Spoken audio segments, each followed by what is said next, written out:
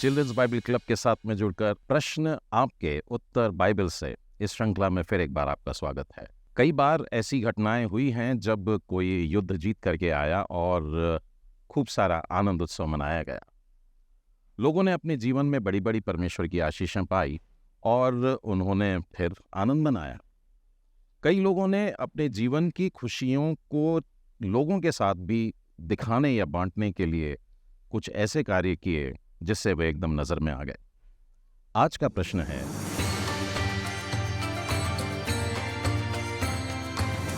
ज्योतिषियों ने इतने महंगे महंगे बहुमूल्य उपहार बालक यीशु को क्यों दिया?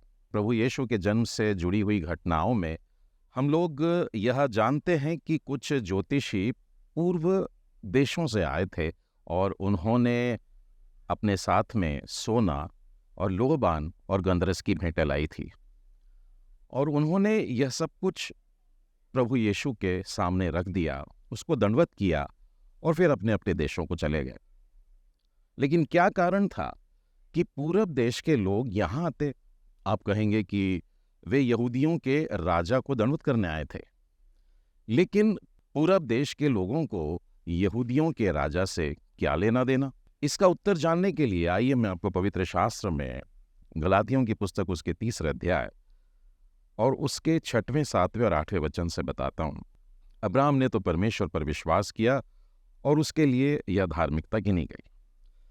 अब यह जान लो कि जितने विश्वास करने वाले हैं वे ही अब्राहम की संतान हैं, और पवित्र शास्त्र ने पहले ही से यह जानकर कि परमेश्वर अन्य जातियों को विश्वास से धर्मी ठहराएगा, पहले ही अब्राहम को यह सुसमाचार सुना दिया था।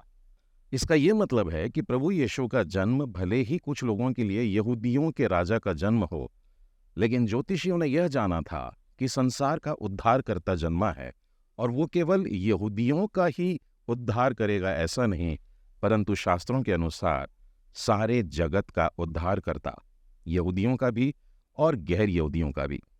एक और शास्त्र भाग आप लोगों को बताना चाहता हूं, और यह हमें मिलता है इफिसियों के 3 अध्याय में से, कि इसी कारण मैं पौलुस, जो तुम अन्य जातियों के लिए मसीह यीशु का बंदी हूं, परमेश्वर के एक बड़े भेद को तुम्हारे सामने अब प्रकट करता हूं, जिससे तुम पढ़कर जान सकते हो कि मसीह का वह भेद कहाँ तक समझाता हूं, जो अन्य समयों में मनुष्य के संतानों को ऐसा नहीं बताया गया था, जैसा कि आत्मा के द्वारा अब उसके पवित्र प्रेरितों और भविष्यवक्ताओं के द्वारा प्रकट किया गया।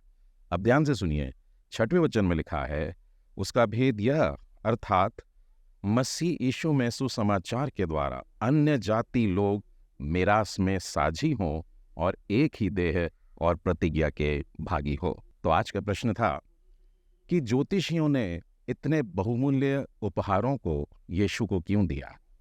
ये इसलिए क्योंकि यीशु सिर्फ यहूदियों के राजा नहीं, परंतु अन्य जातियों के भी है और सारे जगत के उद्धार करता है। यदि आपके पास में इस प्रकार के और प्रश्न हैं तो हमें इस श्रृंखला में कमेंट्स में लिख करके जरूर भेज सकते हैं, और हम पवित्र शास्त्र में से उनके उत्तरों को ढूंढने लग जाएंगे और आपके सामने अगली कड़ी में फिर लेकर आएंगे। परमेश्वर पिता आप सबके साथ हो।